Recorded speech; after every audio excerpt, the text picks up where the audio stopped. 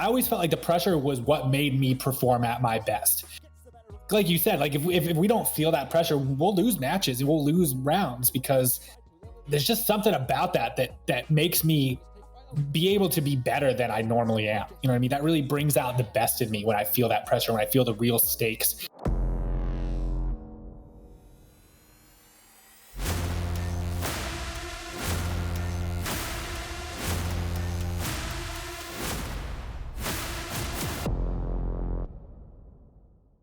Hello again, it's your old friend Theta, the monotone messiah. Today I sat down with Thund3rPilot, the captain for Globochem, perhaps the most dominant VR esports team ever, and we watched his team play on one of the biggest stages in all of esports, IEM Katowice. This match took place in 2019, and although this started out as a review of the match itself, we spent a lot of time talking about what it takes to compete at a world-class level. Even if you're not into Onward specifically, there's much to be gleaned from Thunder's experiences as the leader of a truly dominant team. We cover topics like what to look for when you're recruiting for your team, how to handle the pressures of being a champion, and a variety of other ideas that you'll find useful if you play any kind of competitive game.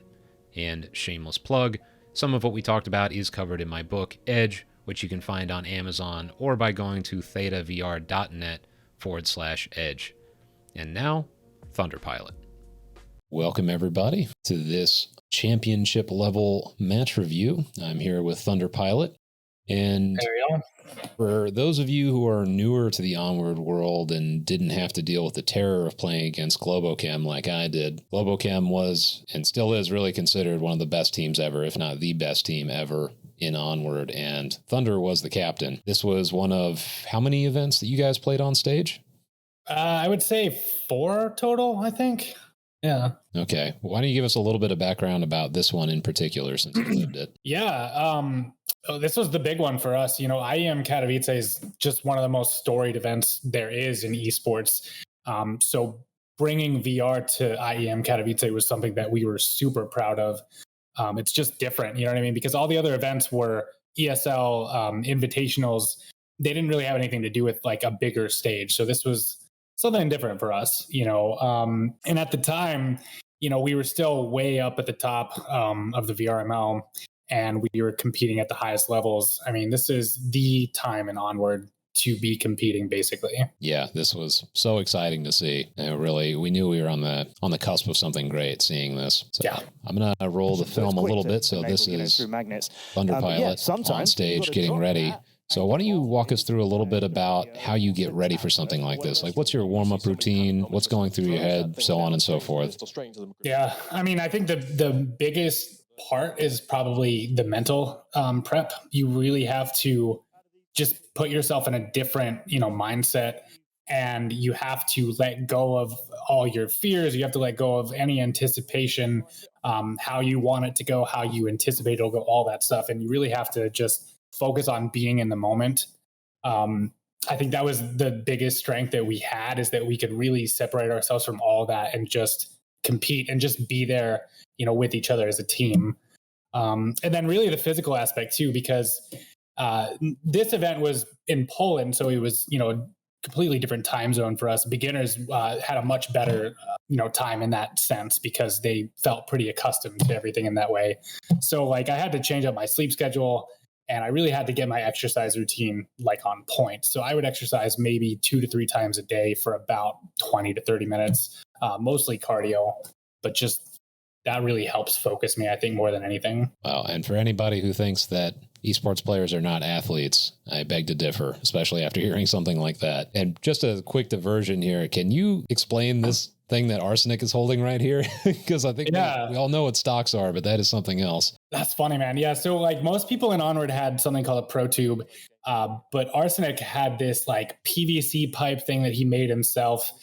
It was pretty funny the way that it looks, and just seeing him on stage with it, he looks a little bit ridiculous, but it was, you know, it worked for him really well. I think that it just lined up perfectly with the sights that he had, so he just kept using it, and he got some pretty sick kills with that. I mean, he was the sniper in Onward before Mike Crook came around, so he earned that reputation over a lot of seasons and kills. I feel like it's I don't know if travesty is the right word, but it's a little tragic that more newer players don't know some of these names. Like Arsenic, again, is just one of those names. You see him on the other side of the tent, it just like strikes fear in your heart because he was such a great sniper. Mike as well. Yeah, and if you're on Downfall or any maps like that, that's always in the back of your head. You're just like, okay, I can't peek this. I can't look over there. I can't go here. You know what I mean? It's a whole different strategy when you've got someone with a 12 times scope who can use it. And as we just got a shot of Killinger there and the rest of beginners, what are you guys thinking about going into a match like this in terms of evaluation of the other team? Yeah, I mean, and I think that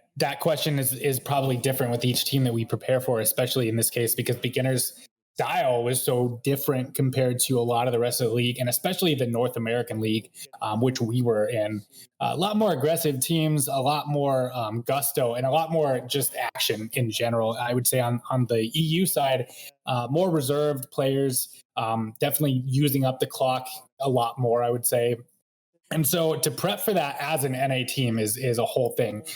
You really have to pay attention to your timing, and you have to adjust in a lot of ways because it's just not, you can't force these matches. You know what I mean? So you're not going to be able to make them play the meta that you want.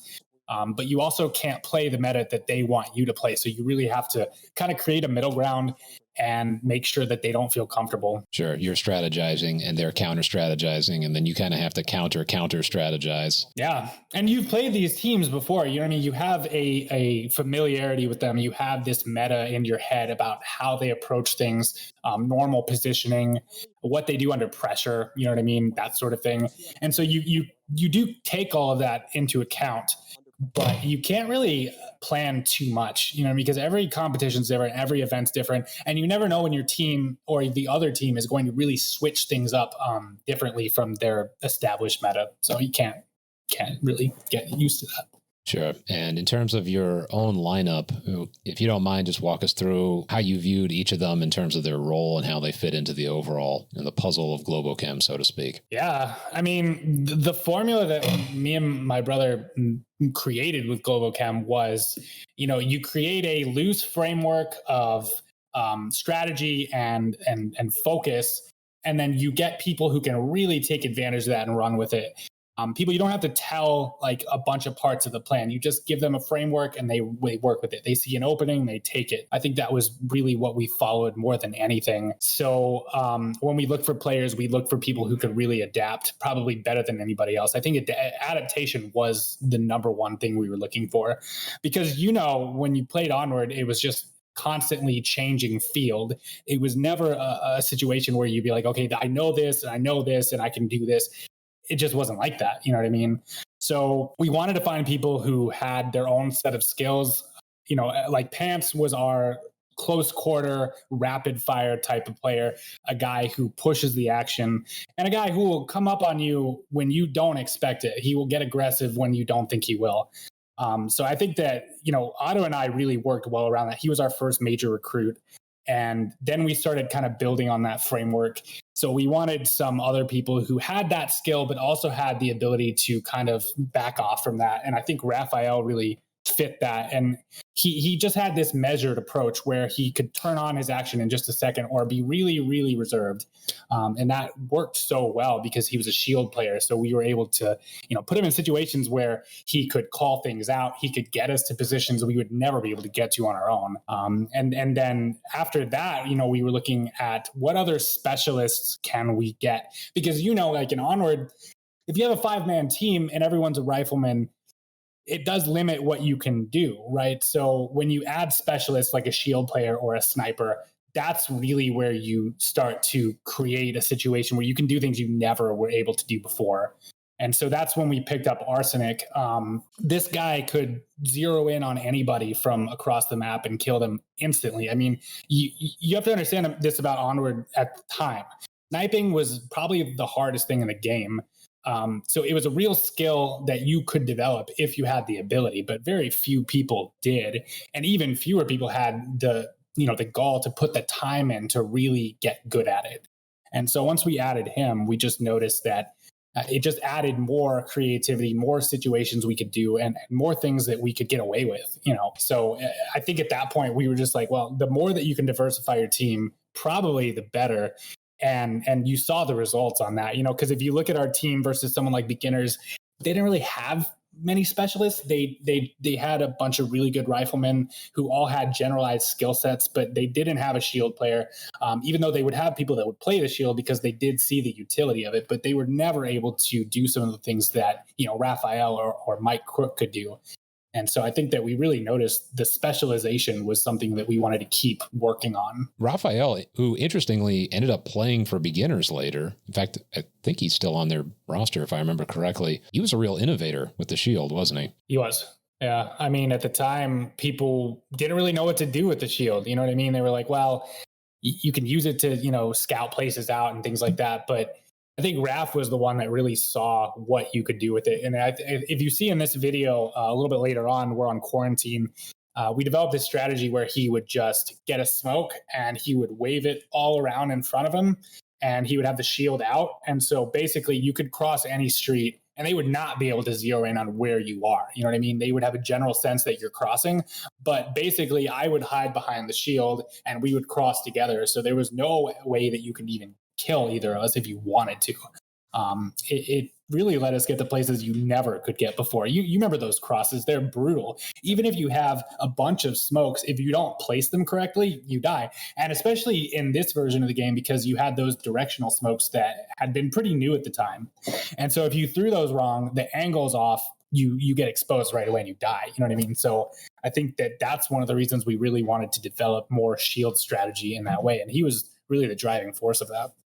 Sure. And then there's Otto, who I think is viewed by many people who played the LMG, including me, as kind of like the LMG god. I mean, that guy, like the ultimate support player. And for anybody who doesn't know, I know you mentioned it, Otto is your brother, which is yes. It's kind of an interesting facet to have this incredible team and both of you guys are brothers. It's pretty rare. Yeah, he's my older brother. We have gamed together for forever, really. And we've always made a really good team. I think we balance each other out really, really well. He's such he's a very thoughtful person. He thinks about everything in extreme detail.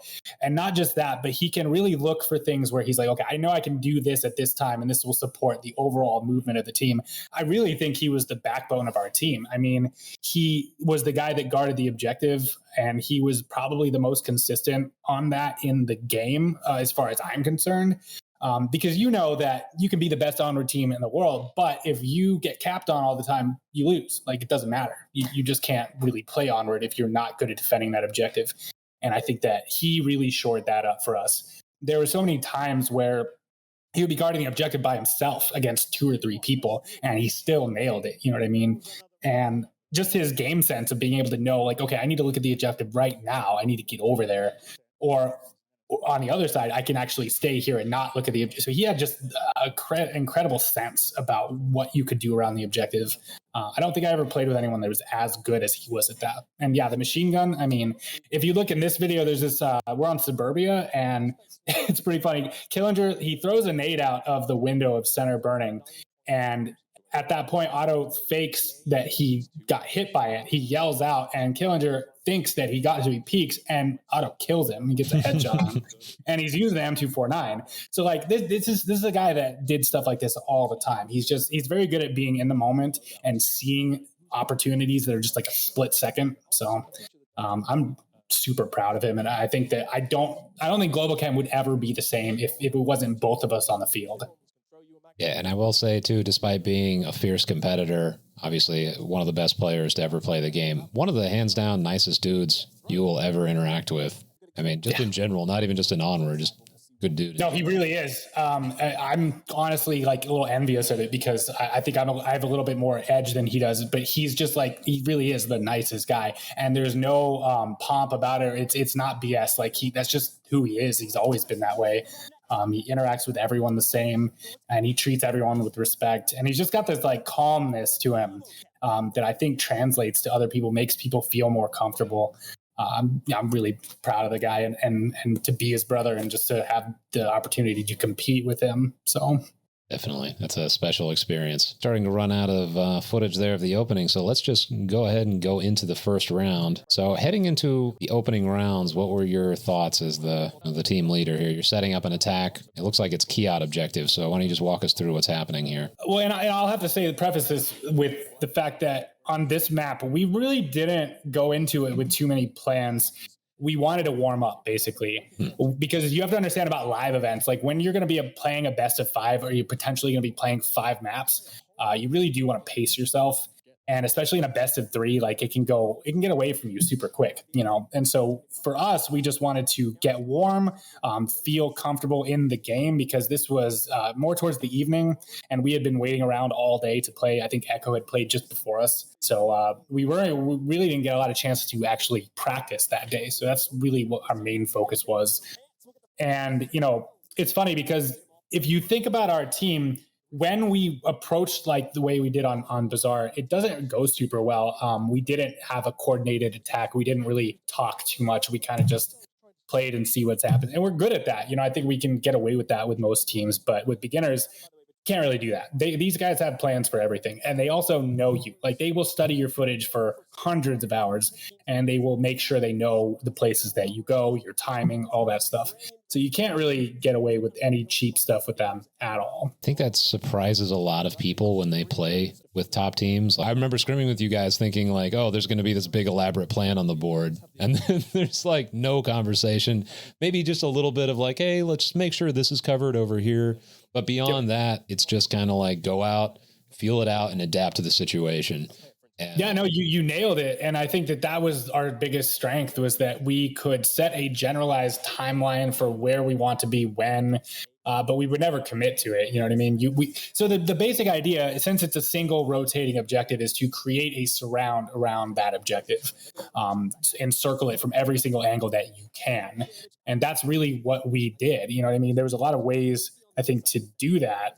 But you have to be able to adapt, because, once you get on the field, like nothing goes to plan. Yep. People die. Positions are not what you think they're going to be. Someone has a defensive position in a place that you didn't expect, all that stuff. So it's like you can't really make plans for those things. And we never did. We would communicate in the moment. We would adapt. And we would try to create openings for each other. I think that was the number one thing, right? You see these smokes, right? This is something that we would do. You see that we're that close to the objective. Okay, let's get smokes everywhere so that they're panicking. It's not even about the cover or anything. It's about making them think, oh no, I'm about to get capped on. I think the mental game is one of the biggest aspects of top level Onward. And so you can do stuff like that to put pressure on without really needing to do any of those things. And you can see on this one, like we all just kind of ran in at random times. We did not coordinate this well. And that's the funny thing about our team. We had this reputation, but there would be rounds or games where we would just drop the ball like this. But it really focused us. And I think that was the main thing about it, is that we do the best under pressure when we really feel it. And I think that we didn't feel it right away. You know what I mean? When you're starting out.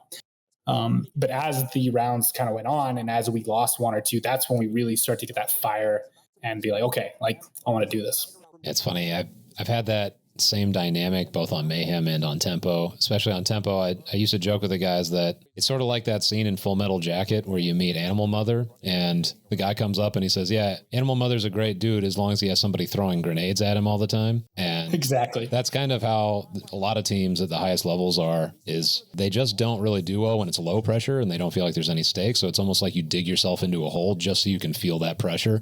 Exactly. No, that's a good way to describe it. And it's funny, like we were always that way. I think that back in the earlier days of Onward, we would always lose our first map in a best of 3, like always. and I think we got tired of that because it made it more, I guess, stringent when you would have to get the next 2 maps, right? And we were good at that, but it's just like that's when we started doing warm-ups before matches. We would just do a warm-up scrim, and then by the time we actually got to the real match, we were on point. And so that kind of fixed that.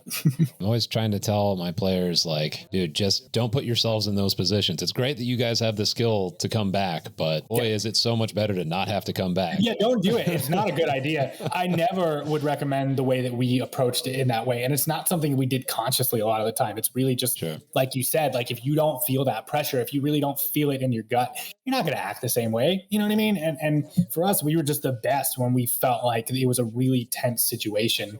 And, Onward didn't always evoke that. It depends on who you're playing. It depends on the match itself. So, yeah. Yeah, and you mentioned before, too, that there's a different scoring format. So for those of the viewers here who have not been around as long as you have and we're not familiar with this format, what's the primary difference? Well, in VRML League, we would go to 4. So you would have to get 4 points to win. In this one, it was just 3. So it was a much more abridged version of a match per map. Which means that you cannot make as many mistakes. And that translates directly into what we were just talking about. You're not really able to give yourself the time to come back, not when you're just going to 3. You know what I mean? So if they do really well for 2 maps or 2 rounds, then what are you going to do? Like it's a numbers game at that point. They're probably going to get one more, so it's a lot different.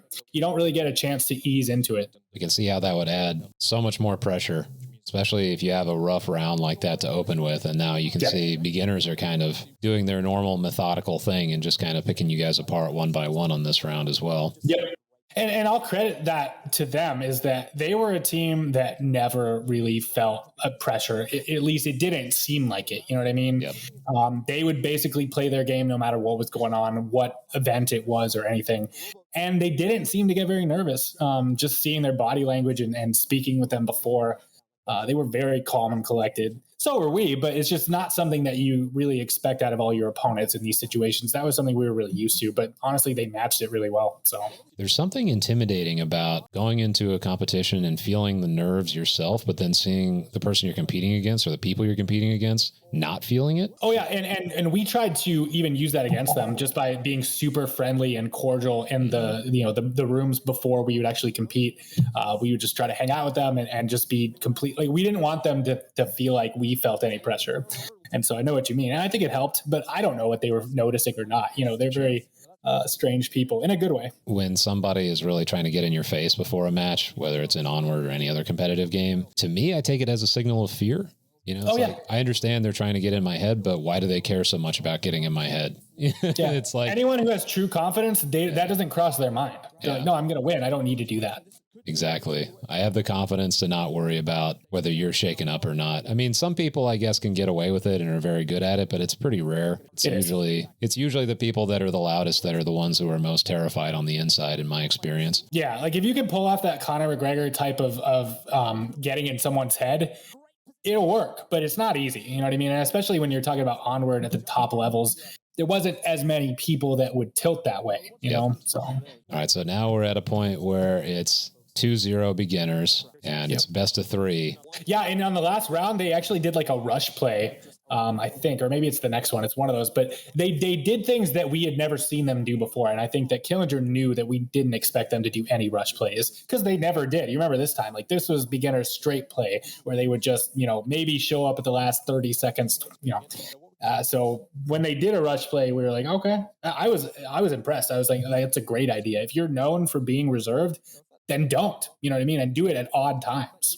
Especially if they're on offense, it makes so much sense because if you're expecting them to wait until 30 seconds, that means you're probably going to take a more passive defensive position. You're probably not going to wait, or you're probably not expecting them to attack. So you're probably just, your guard is down, so to speak. Yep.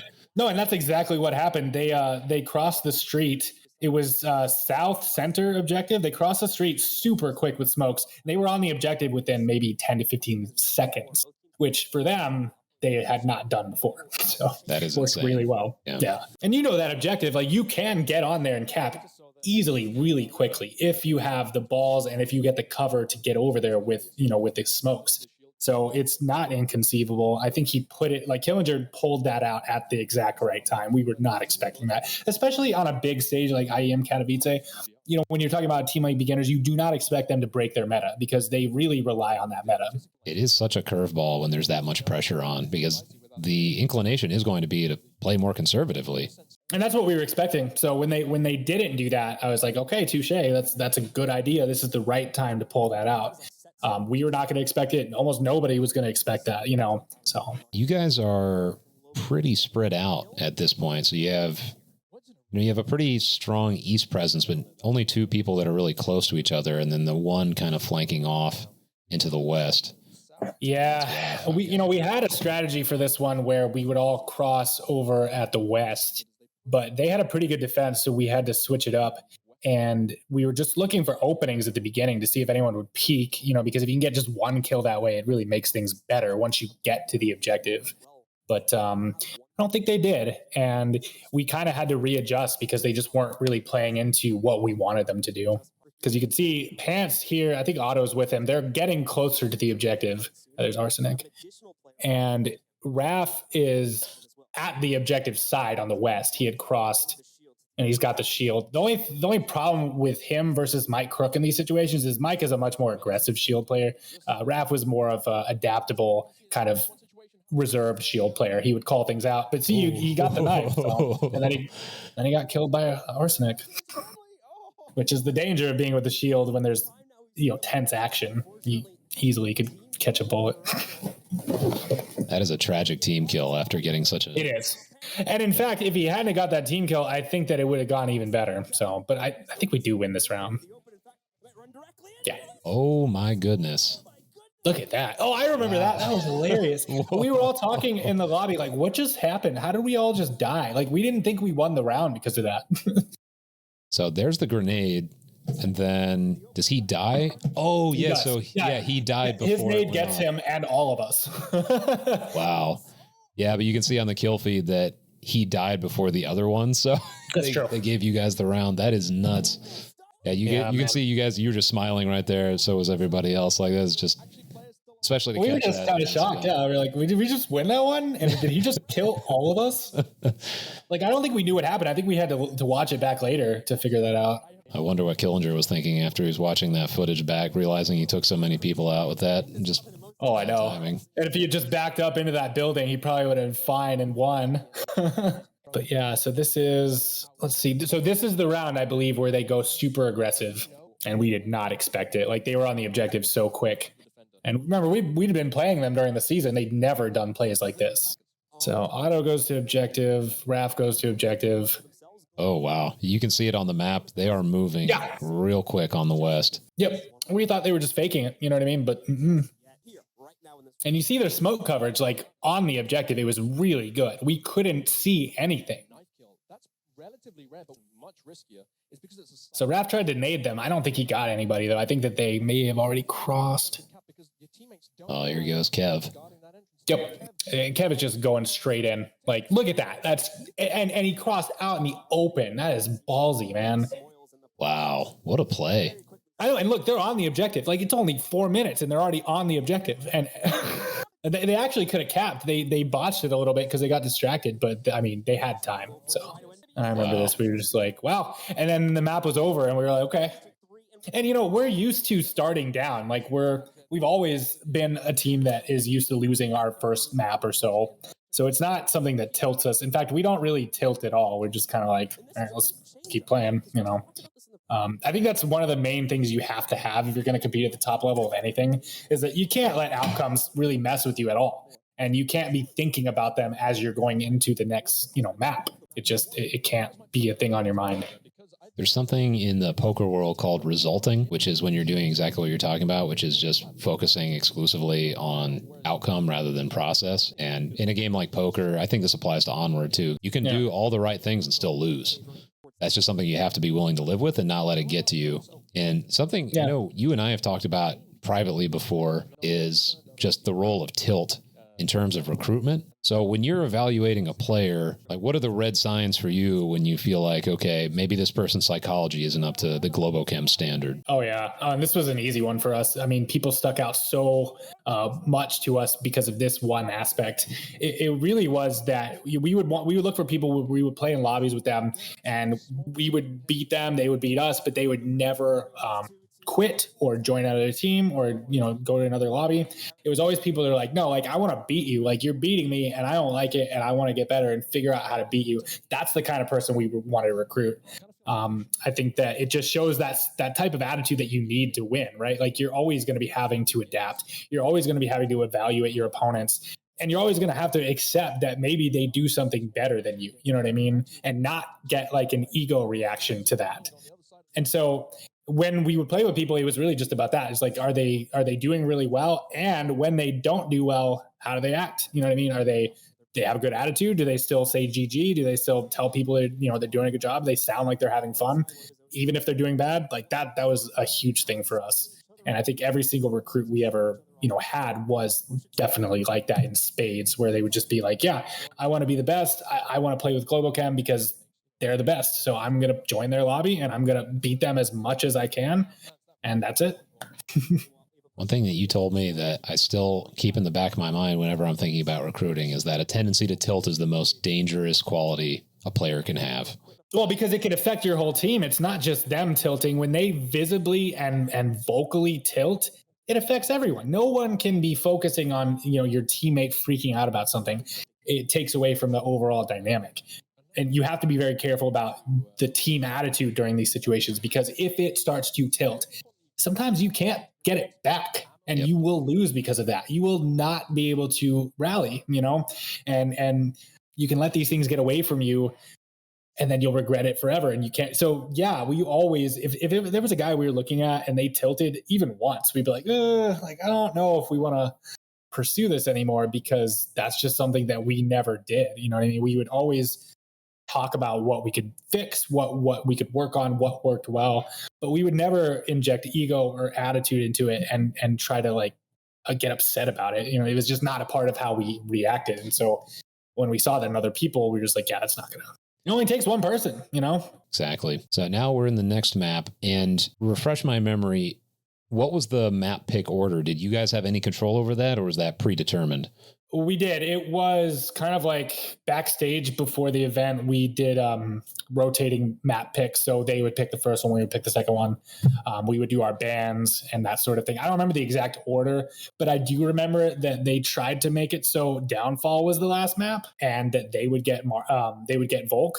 And we were just like, yeah, now we're banning Downfall. Because the way they did it, it was hilarious. We were just like, we see exactly what you're doing. And we know why you want to do that. Beginners, of course, want to play Downfall as Volk. Like, that's their bread and butter. And so we just banned it. And it worked out really well. Excellent decision, I will say.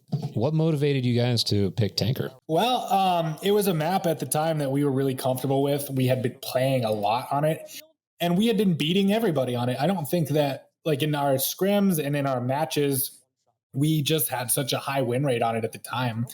And I think our just the way that we adapt on this map was just it really catered to that for us. And beginners do not like the close quarters and just having to react so quickly, not being able to hold angles. There's so many ways to disrupt angle holders on Tanker. You can either go below them, or you can throw smokes, flashes. I mean, they're all out in the open. So it does seem like this would be the antithesis of the beginner's play style. It's close quarters, it's nighttime. There's just so many opportunities for generating chaos. And as you were saying, that's exactly it. And they hate chaos. They cannot stand that. They want everything to be measured, everything to be, definable, all that stuff. They just don't like it. It's almost like beginners. It's like they're the engineers of Onward. I don't say that in a bad way. It's just there are different ways to approach a game like this. That's absolutely a valid one, as proven by all the championships they've won. Oh yeah, no, they're a great team, and that strategy worked really well. I think they were the most consistent team besides us. So it's like, you can't knock them for that at all. Yep. I mean, it's not as much of an exciting play style if you're talking about viewers and all that stuff. But I mean, if you're the team, you don't care about that, and you just care about your outcomes. And they had that locked down. You know what I mean? They dominated the EU for pretty much the whole time. And I feel like EU does sometimes get a little bit of an unfair rep when it comes to their play style. I mean, yes, they do sometimes play slower. We're actually seeing lately in the last couple of seasons it's shifting, but historically it was like, oh, these guys all play slowly. I mean, you've experienced it. We were just seeing it in the last map. I've experienced it too in my matches against teams like beginners, but when they come hard. They don't play around. When they play aggressively, it's not something that you take lightly, because they're really they don't ease into it. Yeah. It's 0 to 100 with them. You know what I mean? They try to maximize the setup, and that's why they take so long.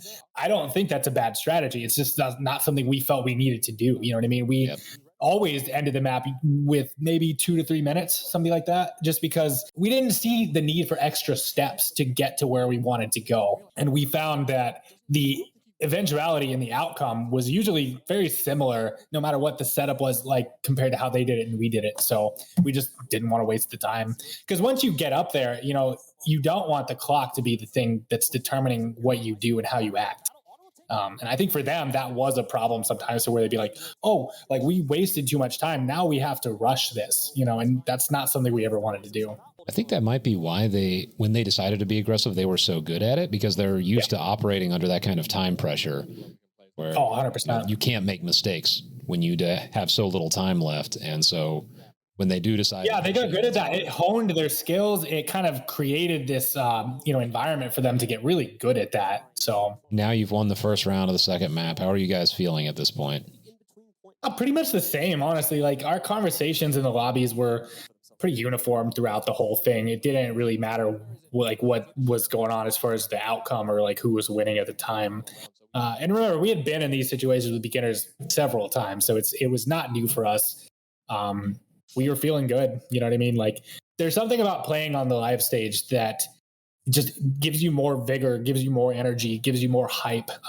Every time you take that headset off to talk to your team, you see the audience, you see the lights, you see the commentators and all that stuff. And I don't know, it was just something different, man. I believe it. And as we have this very brief moment between rounds, why don't you tell us about the equipment that you guys are wearing? Because this is not something that a lot of the newer players are going to be familiar with. So with ESL, they had this setup where you would have your earbuds. That's where your sound comes from. And then you would have these like helicopter earbuds like over those. And that would create like a sound isolation. I know at some of the events, people had some mixed results with that, but I would say most of them, it was good, where you really couldn't hear anything around you, which is super important. You know what I mean? You can't be distracted by these things. I remember when they were testing, sometimes you could hear the stage, but we did fix that most of the time. But it's interesting because if you think about real esport, like regular esports, people playing at just a computer, there's probably a lot more pressure, because I noticed that every time I put the headset on to really compete, you lose the whole, you lose the audience, you lose the comment, you lose all that stuff, and you're just basically in your living room again. That was awesome because it creates this ease once you get back into the game. I think that there's probably a lot more pressure in 2D games because you can see all that stuff around you, you can hear it. But in VR, you're completely isolated from that stuff. That's fascinating. I hadn't even thought about that, but you're right. If you're sitting there staring at a screen, no matter how intent you are to focus on the game, it's unlikely you're going to be able to just completely tune out. Yeah, can't hide from it, right? So yeah, it's just in your peripheral vision. There's no way out. Yeah, it's all encompassing. But in VR, you get into the lobby, you're just, all you do is hear your team and see the game, and that's it. It creates this incredible sense of ease. And I think that it helps a lot when you're competing in this type of situation. You don't want to be feeling that pressure too, And I think that probably our team is a little bit more resistant to that sort of thing, but it can happen to anybody. You're saying there were some problems at other events with people hearing things. Did anybody ever give call outs or anything from the audience or try to? No, it was more that you could hear the commentators. Okay. Because sometimes they had put the caster desk pretty close to us. I think at OC5 it had been like that.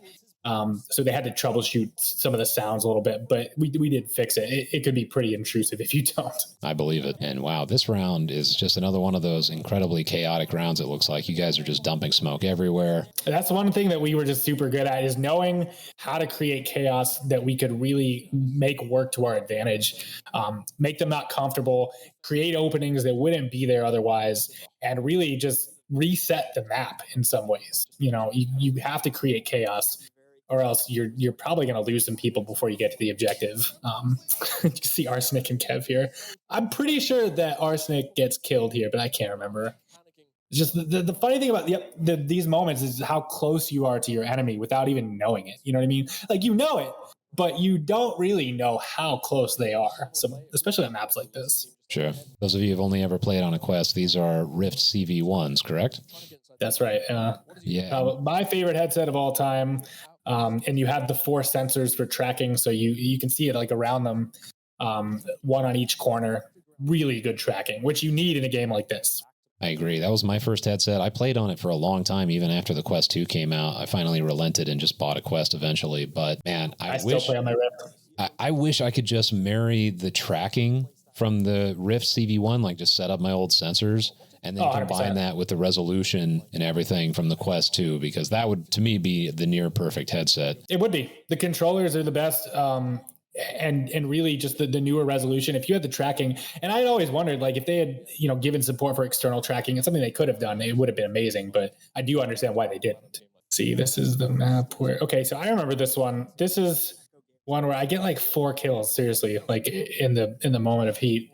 Because they set up this like defense or this offense where they're all at the back of their spawn, looking for picks, looking for people to peek, throwing nades, that sort of thing. And they spend quite a bit of time doing this. It doesn't really yield many results for them.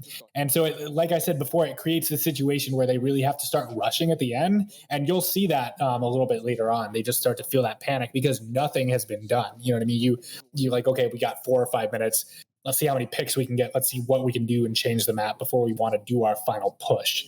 Because if you can get a kill or two before you do any real, aggression, I mean, it's a huge win, right? Like that's 2 people you don't have to deal with when you are. So that's what they're trying to do, but it just wasn't working for them, and they were being a little bit too reserved. I think that the first round rattled them a little bit because, again, this is not their wheelhouse. This map is not something they really wanted to play. They almost banned it, and you can see like they're doing the smokes, but we're just throwing them away. So, and that's something that I don't think a lot of people did enough, because you could just grab them and throw them off, especially at this ship. You just throw them off the boat. So, and that neutralized a lot of the chaos they were trying to create, because you can see here it's 3:30. And it's basically back to baseline. Like it's reset back to how it was. And they got nothing done. It's a really uncomfortable feeling. One thing I remember about playing beginners is they are just trying to get those early picks. And then if they get one, they start to move up pretty fast. 100%. Each time they get one of those kills, they get emboldened. Yep. Yeah. Exactly. It's like they know that they're weakening your armor, so to speak, and so they just start pushing the sword in a little bit further. Exactly. Yeah. And on this one, you can tell like they're not getting that done, and it's making them intensely uncomfortable because they're like, well, we have to get 1 or 2 picks before we do this aggression, or we don't feel comfortable doing the aggression, basically. I'm sure you felt. And for us, sorry, go ahead. I was going to say, I'm sure you felt the same way, but I always love playing against teams like this just because it forces you to play pretty much your best game or you're going to lose. And that's right. There's no room for error at all. Exactly. Like, if you make a mistake, they're going to kill you. There's no way around it. So you just have to be beyond sharp to survive in matches like this. Yeah. And I think beginners was a team that really did depend on the enemy making mistakes. If you don't make mistakes against them, they don't know what to do. They were very used to people peeking them early, getting a kill or 2. That gets their confidence up. And this is this whole like progression for them. And if you don't get that going, if you don't get the ball rolling on that, they don't know what to do. They feel very uncomfortable. And you can see here, time's starting to go down, and they're just like, we haven't gotten anything done. They're throwing more utility. It's not really doing anything. They're getting more uncomfortable, but they're also scared. You can tell they're scared because they're not moving up. Like now they're finally starting to move up. And this is where I kill like 4 people. Yeah, there's 1, there's 2, there's 3. I was at that room on the very far left, and I was just at the window watching them. And I was thinking this is like, I know that they have to go soon. There's not a lot of time. And so I saw them move up, and that's when I just bolted out the right side of the door and killed them, because I knew what they were doing, and they were very distracted. They did not see me in the window for some reason, even though it's pretty visible. We spent a lot of time talking about the weaknesses of your opponents, but let's say you could step back and detach yourself a little bit.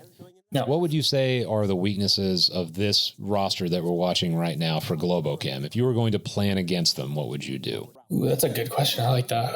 I would try to demoralize them super early, honestly. Like I would be aggressive and try to get kills early and then reset and create a more crafted plan after that, because we didn't like losing people early. You know what I mean? The amount of pressure that puts on the people that are remaining is something that will really affect any team. So that's what I would try to do. And that's what they were trying to do. They just weren't being aggressive enough with it. You know what I mean? They were being very passive about it, waiting for us to peak, not really doing a lot of the things that you need to do to get that stuff done. And the other thing I would do is try to really kind of vary the timing. You know what I mean? You want to be as unpredictable as possible. And I think for us, one of the main things that we would do, if we could do it, we would basically be able to predict your timing, what you were going to do, where you're going to come from. I mean, that was probably one of the things we spent the most time doing. And so if you could stutter step basically and really make the pattern not predictable, we would probably make the wrong decision sometimes based on what we thought we knew. You know what I mean? But I think it would be hard for people to know that because you would have to be on our team to see that process to be able to adapt to it. I just like to personally go through that process, even with my own team, is whenever I'm going up against somebody, I think to myself, okay, if I were them, what would I do to defeat us? And that is usually, if you're willing to have that kind of honest conversation with yourself, you can come up with some really good counter strategies. Yeah. I feel like a lot of teams don't do that because they just don't want to admit their own weaknesses, which is a tragedy. Yeah. No, it is, because the ego does not like to feel weak. You know what I mean? And so if you can't separate yourself from your ego in a competitive setting, it will definitely be a detriment. You have to be willing to look at your own mistakes. You have to be willing to say, hey, I'm not good at this, or I might not be good at this. What can I do to fix that? But I think to your point about, the enemy, and you want to put yourself in their position, and then say also, like, what would I not want my enemy to do? Like let's say beginners, like, I know what they don't want us to do. They don't like it when we create chaos. They hate it because they can't control it. They can't see everything. Their decision-making is skewed at that point. So it's kind of like that. You really just have to find the way to make your opponent the most uncomfortable that they can be. So what makes them comfortable? What makes them uncomfortable? Yeah, it's funny because you have to focus on yourself and you have to focus on the other team. And it's like there's always this very delicate balance because you can't focus too much on them and you can't focus too much on yourself. Focus too much on yourself, you start ignoring your own weaknesses. You start not basically crafting a plan that could defeat a specific enemy. And if you focus too much on them, it's a similar problem where you're basically just thinking about how to shape yourself around them rather than imposing your will on them. Exactly. It's like you have to put yourself in their position and your position in each situation, and then try to devise a plan on both sides. Be like, what don't they like? What I don't like? You know what I mean? And really, you have to pay attention to everything, like you said, because if you're not paying attention to yourself and your team and the opponents, for some levels, it might not matter. But if you're at the highest level of competition, that literally is the margin of error for you sometimes. You guys just beat them 3-1 after they beat you 3-1 on the first map. And is this the best of 3 or best of 5? Best of 5. Okay, so third map, Suburbia. What were you guys thinking going on to this map? We were thinking we hate Suburbia, which most people know about us. I feel exactly the same way. Mono and I used to joke about that, how we would try to get it removed from the game somehow. Still has not happened. Oh, we would be with you on that because it's just like, look at this map. If it was bigger, if it was wider, if it was longer, sure. But it's so limited. It's got 3 lanes. There's not a lot of deviation from those lanes. There's a lot of obstacles to being creative, you know what I mean? Because it's really just about holding angles and certain spots. We don't like that because there's not a lot of creativity involved. You want a map where like 100 different tactics could work if you could make them work. You know what I mean? But this map was like 3 or 4 tactics worked really well, so you would do those. It does feel like the meta on this map it's almost like it's impossible for it to evolve too much because it's such a limited space and it has such well-defined boundaries around everything and the lanes. Yep. Well, and you really look at it and you're like, okay, after playing it for a while, you know what positions maximize your chance to win. So you don't really deviate from those. And it's funny because your opponent also knows those, but they still work. And I feel like that's kind of a sign of a not a great map. You know what I mean? Because you want a map where, like, think about Quarantine. On Quarantine, you can do so many different strategies if you can pull them off, but they are doable. A lot of different pathways, a lot of different methods to get to the same place. I did not feel that way about Suburbia. That is, in my opinion at least, the reason so many newer players like Suburbia, because it is easy to think about. Yeah, and it's more approachable. It's like as you get better and better at the game, not everybody feels this way, obviously, but I feel like most veteran players I know don't like Suburbia that much for that reason because they have played it so much and they're just like, man, the meta on this is stale. I already know what everybody's going to do, and it's just like this simple back and forth. It feels like the same round every time. You know what I mean? And it's like, you want to be able to variate these things. And when you're an Onward player, because you know the kind of person that Onward attracts is someone who wants to dig into the meta. Once they see the baseline of a map or whatever, they're like, okay, now I want to dig in and see what really works for me. Not just everybody, but for me. And I feel like on this map, you just really couldn't do that because the things that worked for everybody. It wasn't about individual style. It was just a very limited strategical map. Yeah, just a fun fact is on Mayhem, I think in season 10, if I remember correctly, we didn't play Suburbia once all season. Oh, man, that's awesome. That's always a win. It was so good, dude. It was our ban, I think, most of the time. So I don't know if it already went to the Killinger fake out. Did you see that yet? I don't think it's happened yet, but that was hell of a nade toss. That was a great nade, yeah. Well, because we know Smoils always went down lane number 1. Like, he was always there, and he was always there at the same time. He still made it work really well. Like that he's insane. He's a really good player. Okay. Just his game sense, you know. I have to point out, I just saw Otto using an AKM, which makes me feel very uncomfortable. Do you know why he would do that? So Otto was using AKM at the time because he felt it was more powerful. That was all. Interesting. And I think that he probably moved away from them at a certain point, but yeah, I remember him using that. And he was good with it too. Like he wouldn't use it if he didn't think he could. Oh, I believe it. I'm sure Otto got a ton of kills with it. I just personally can't. Well, you know him. He was M249. Like he was really good with some of those guns. For me, I wouldn't use the AKM. How much do you guys think about loadouts? I mean, we talked about specialists, but in terms of variation on, let's say, riflemen, that sort of thing, do you guys put that much thought into it? Or is it just, we're just going to use these loadouts, we know they work, and we're not going to think about them too much? Yeah, I'd say it's more like that. I mean, it's like gun preference, which one feels right to you, which one's lined up with like its sights and its grips and the way that works best for you. So it's really a lot of individual preference there, not necessarily something that's better than what else is available. A lot of the newer players, especially the ones that comment on my videos and my channel, like to ask questions about loadouts. And it's like, it's kind of a solved problem in some sense. It's very basic arithmetic. It's just how many loadout points does it cost? What's the accuracy? What's the damage? That's why you have more or less standardized loadouts across the league. And then you'll have occasional deviations, like, for example, Otto using the AKM. But for me, at least, and you tell me if you disagree or not, but it always felt like the loadouts were the least interesting part of the game. It's just, I always thought it'd be cool if each class just had one gun and nobody talked about guns anymore. Like it shouldn't be about the guns really at all. But a lot of people, especially newer players, like to focus on them. Yeah. And I think that that's like something that they may have taken from other games, you know what I mean? And for me, like I never really felt that it was that important, but I guess it could be in other games. Sure.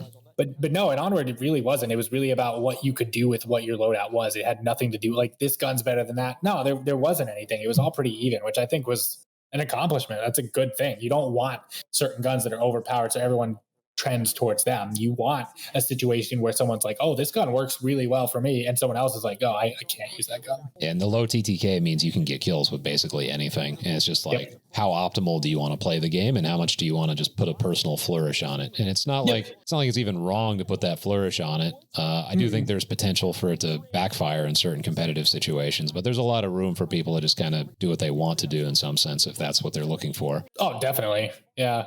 I mean, I tried a lot of different guns before I kind of settled on the ones I really liked, but I never felt there was anything that was like much worse, than the rest. So on that round, we were kind of getting deep into the loadouts there, but man, they were on objective there. I see Woods looked like he was about to cap. They hesitate sometimes when they cap, and I feel like if they didn't, they would have gotten way more caps. Like there's this moment in their head where they're like, oh, I'm at the objective and I could cap, but should I? You know what I mean? They second guess themselves.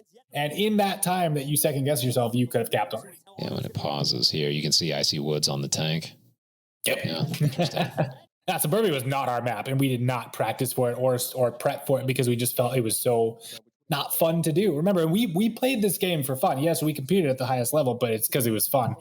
We didn't do a lot of things that weren't fun. So that was something else that surprised me when I started interacting with you guys more, was like my impression, and what a lot of people beyond me said as well, is like, no, these guys treat it like it's a profession and they do everything like at this very strict way. And that's not really true, is it? I mean, you guys were trying to just enjoy yourselves and get on stage and play and do all that stuff. But it was first and foremost just about having a good time together. Oh, 100%. I mean, Otto and I started playing Onward just because we just loved the game. This is a game that we never knew that we wanted, you know what I mean, until we got it. And then I was like, well, I want to do tournaments because this is the funnest game I've ever played. And I think competing in this game with other people, 5-man teams sounds like the best. You know what I mean? That's really where it started. We did tournaments, and then VRML started, and we just kind of stayed along because we had so much fun. And that's really what the formula for Globochem was. If we weren't having fun, we would lose. That's just how it was. That's a great message too, because I think a lot of teams, I would say this happens more often in newer teams, but it does happen even in veteran teams, is people think that getting way more serious is the answer. Some teams, they're a little too casual, don't get me wrong, and a little bit of seriousness would go a long way, but yeah, 100%. They think that they need to turn it into like a VR version of the military or something like that. Like a job, basically. Yeah, and But you're going to end up hating the game. yeah, no, and that's the thing. And we really never, ever wanted to approach it that way. This was the balance in my life. I was in medical school at the time. It was really the only thing that kept me feeling like I had something else I could do. And it was completely different. You know what I mean? You're in the moment, you're communicating with your team, you're trying to kill people. Like all that stuff was so much of a contrast versus what I was doing in my normal life. So I needed that, you know, and I think that Otto was the same, and a lot of other people on the team were the same. They wanted that balance. And then once we really got into the game, you could just, I don't know, put all your effort into it, but it didn't feel like a job. It didn't feel like you were doing anything like an obligation. It just, that was the funnest way to play Onward, was to really dig into it. Just highlight how incredible that is too. So you were in medical school. Was Otto in medical school as well? He was at the application stage. He is in medical school now. Oh, gotcha. But man, that's pretty wild, man, to be able to put up results like this while you're going through that grind. Either way. Well, it's funny. I feel like the pressure of medical school is one of the things that really kind of honed in on me and made me like better at everything I tried, because, you know, in that environment, there's no room for error, and it's super like serious in some of the academic aspects of it, the testing and all that stuff. So it's like, you really get that like feeling, and you start to, you're that way before you even know it. And then I needed something to balance that out. You know, I really did. And Onward filled that role. And not just the playing of the game, but the community, my team. I mean, I think Globochem, we were incredibly close. We're still close. We still have our Discord. We still play games together. We're competing in Vale now together as a team. And that cohesiveness never really went away. And I think that was one of the biggest attractions for Onward for me, was not just competing with my brother, but we formed a team with people that we really, really liked. I mean, when we went to OC5, we rented a house. We partied together. We had a lot of fun. We went and drove around San Francisco. I mean, that's one of the best experiences of my life. I love those guys. Like, they're my best friends. I've never had friends like that. And I think that when you go into battle with people like we do, you get like a sense of closeness that you really can't in other situations. Sure. And I don't want to compare it to something as serious as war, but I think there is something to be said about when you go through intense experiences with other people. That's really where some of the strongest bonds are found. And that's why many soldiers, for example, are such good friends after they go to war, even if they would, outside of that situation, not like each other very much. Yep. No, it does something, you know, and like I said, like I describe it like going into battle with them. And I agree with you. It's not nearly as serious as like a real, you know, war type setting. But I think that mentally and cognitively, you feel that pressure, right? And it feels very similar to how you would feel really going into battle with these people. And so when you develop those bonds in such a really like a tight situation and everybody's under that kind of pressure, it's just different. You know what I mean? You really get so much closer with people, and you have so much more, you know, admiration and respect for them because you've seen them in these situations. You've gotten through them together, you know? When I talk about Onward, it's like, what do I talk about, right? I love the team aspect. I loved the strategic aspect. I loved everything about it. There was so many elements to it that were attractive to me. It wasn't just one thing. And the experience that all of that kind of created together is something I've never experienced in my life, and may never again. This is something we've talked about outside of this kind of context, but you've told me before you didn't really feel any kind of connection to like sports or anything, right? Now, I've never been a sports player. I've never competed at anything. When I found Onward, that's the first time I got why people do that. I understood like what makes someone want to compete in a team setting. I played baseball, you know, I played soccer, didn't like them. I had no passion for those sports. And so I never wanted to dig in like you do when you have that passion. And so when I found Onward, that's the first time I really felt like that. I was like, okay, now I get it. Yeah, that's pretty spectacular, man. The fact that you went from somebody who didn't really compete in any kind of game and then go to be a world champion and play on stage multiple times, that's pretty unusual. Most people. Yeah, it's funny. Like, I'm a very competitive person, but I've never found the right medium for it. You know what I mean? And so like, you have to give me the right thing to spark that. And if you don't, then I'm just like, But like with Onward, I don't think anything is ever activated like that did. I think it's part of the reason that VR esports in particular have such a bright future, because it does provide that sort of intensity that you just can't find elsewhere. And a lot of it is because of the medium itself. It's the fact that you're so immersed in it. Yeah, no, nothing, and nothing can really prepare you for that. And it's hard to even describe after you've done it. You know what I mean? I've done this so much, but to describe it to somebody else, like who has never played VR or never been in like a Onward scrim or a real Onward match, I don't know if you can. I've told a lot of my friends about VR, but really the only time that it really sinks in is when I show it to them. VR has a marketing problem in that sense because the games, like you look at this footage right now, if somebody is used to playing a AAA game like, let's say, Call of Duty, this looks pretty rudimentary. Even this older version that's PC VR only, which looks in some ways much better than the new version, they're going to look at this and be like, wow, this is like Minecraft version of an FPS. Yeah. But when you put the headset on, it's almost like it doesn't matter. It's like the fidelity. No, your brain doesn't care at all. Yeah. The fidelity of the game is secondary to the experience. Well, because your brain is like, oh, I'm here. Like that's where I am. Like that's hard to, beat, I think. Because when you really get that feeling and your brain gets tricked, into thinking there's presence, into thinking that that's where you are, it's a whole different thing. It becomes, what we always probably wanted games to be, right? And that I think with a 2D setting and just a monitor, you're not going to get, and then you're going to get close, but you're never going to really feel it. So the analogy I always like to use is that it's like the difference between watching a movie and being on set. And even if the movie is subpar, just being on set is exciting. It's different. It's just a completely different feeling. You know what I mean? And I would love for everyone to be able to experience that, because I think that, it is a form of gaming that we've always been trying to achieve. And I could never go back to 2D games after this. There's no way. It's like you're watching yourself play a video game instead of actually playing one. And this is a tense situation right here. So you guys are on defense. I believe, is Arsenic the last one up? No, he's got one more up. Can't see. Yeah, back house. Yeah, it might be Toast. Oh, wait, no, Toast wasn't there. That would be maybe Rav. I don't know. You can't tell. Let's see. Which objective is this? It's the spawn house garage objective. Ah, okay. Yeah, that was definitely the best for defenders. Ooh, a nice kill through that. I'm surprised that he didn't get refragged. Man. Smoils almost got him right there. He almost did, yeah. Because like the most dangerous moment of any game is when you just killed somebody. Yep. Everybody heard it. They know where you are, so you better get the fuck out of there. You get the reward of the kill, but at the same time, you give away that information. Oh, it's you that's last up. Okay. Yep, exactly. Man, it's just 3-1 on every map. Yep. Back and forth. Yeah, and we felt like they won Bizarre just because we really didn't approach it like we were going to win. We just wanted to warm up. This map, just a map we didn't really prep for, and we never do. So, and that's why they pick it, because they know that. I guess they like Suburbia because they play it all the time. We were just like, let's just get through it and get to because I think that was the last map that we were just like, yeah, we don't want to play that map. Well, based on what we were talking about in terms of the structure of the map, and then the earlier conversation about their approach to it, I guess it does make some sense that they would like Suburbia because it does have that more predictable layout, and they like to engineer their game plans. So if you're going to engineer things, I'd say Suburbia is probably a pretty good map for that. Yeah, I 100% agree. And I think that's, like I said before, like we liked maps where you could have 100 different plans for the same objective and they would work if you could make them work.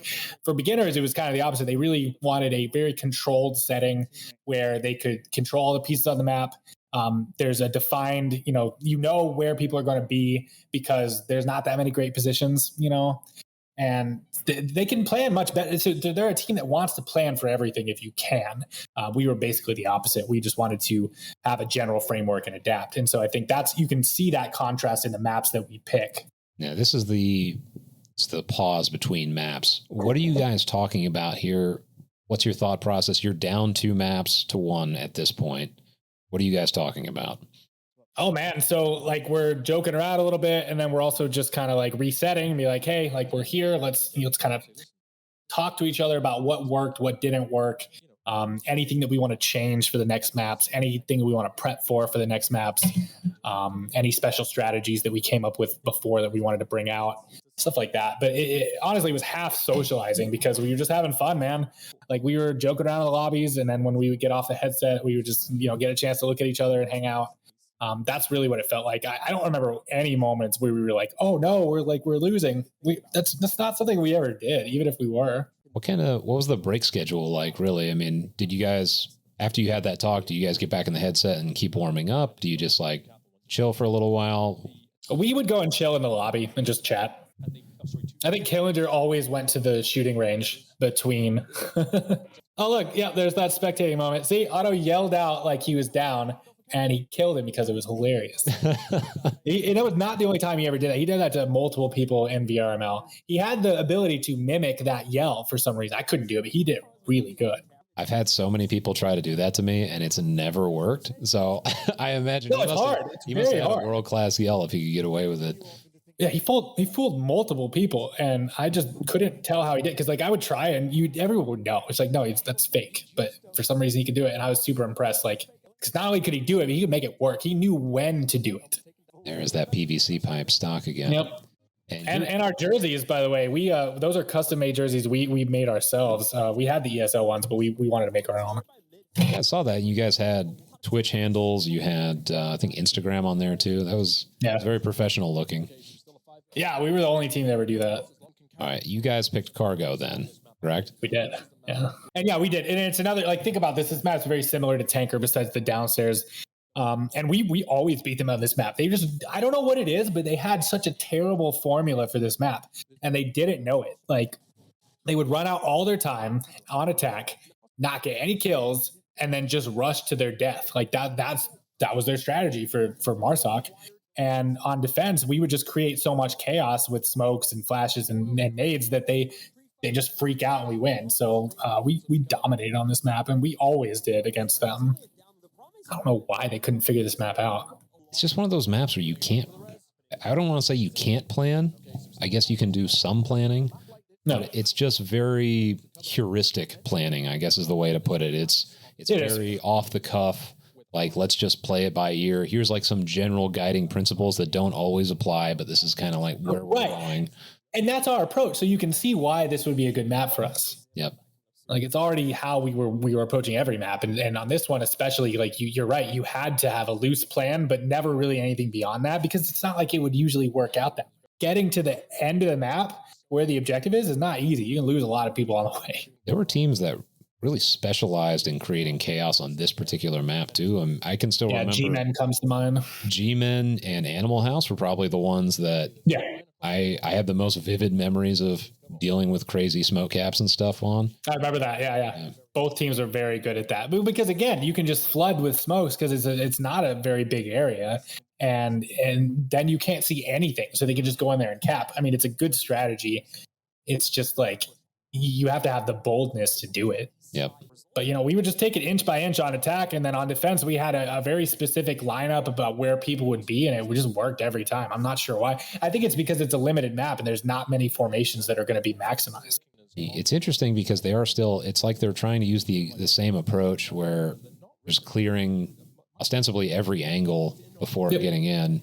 And I imagine that's because they know of the potentials for ambush on this map. And you guys are playing pretty conservative defense. But if you didn't want to do that, you get into the center, you can do all kinds of things and set up positions before you could. And you would see teams do that. We learned that consistently, it's probably not the best strategy. It's something you want to pull out randomly when they don't expect it. That's when it really is maximized. But if you do it just like in a regular rotation, it doesn't work as well. That makes sense.